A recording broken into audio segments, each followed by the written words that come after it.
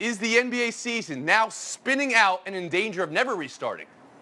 It is, but it's not a sudden development. This has always been the case. It feels like our news cycle has been a pendulum, swinging from pandemic to racial unrest, and now it's swinging back in the other direction a little bit in terms of our concern and our spotlight of attention. So this is not new, but the reckoning is on time because this call organized by Kyrie Irving, I want to make fun of Kyrie because he is flat earth guy, but there are real questions, Tony, that deserve to be asked here. And there are questions that the players individually have to settle.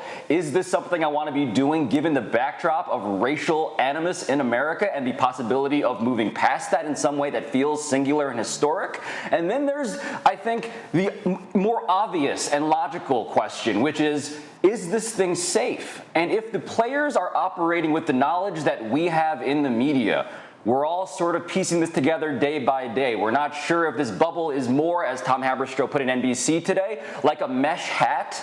Then yes, a call full of questions seems to be exactly what's needed at this moment. Kevin Blackistone, can I bring you in here? We're suggesting that the problems right now are twofold. One is amidst racial tension in the country, players want to protest, and maybe that would be meaning not restart the season. And the second then is the pandemic.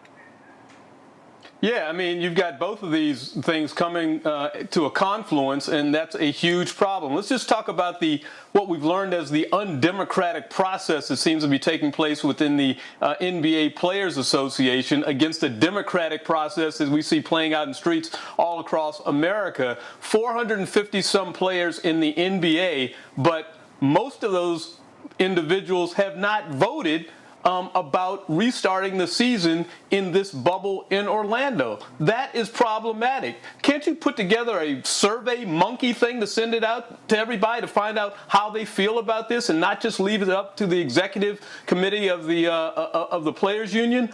And then secondly, you talk about health. We've seen in the last couple of days that the state of Florida, and in particularly the county, Orange County, where Orlando is, where all these players would be, have had another 2 days of spikes in coronavirus outbreak since Florida has tried to come back, reopen itself up. They're up to phase 2 now, and they're looking to phase 3. And you're talking about a populace in the NBA labor that is predominantly black, the very demographic that is hit hardest by the coronavirus. These guys have families. They don't want to take that back home, so this is a big concern.